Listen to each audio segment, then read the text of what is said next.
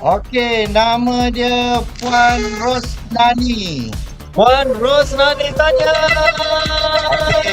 Puan Rosnani, saya nak ucapkan tahniah. Puan Rosnani menang tempat ketiga ke Langkawi. Pemenangnya adalah Azimatul Zuhra Abdul Aziz.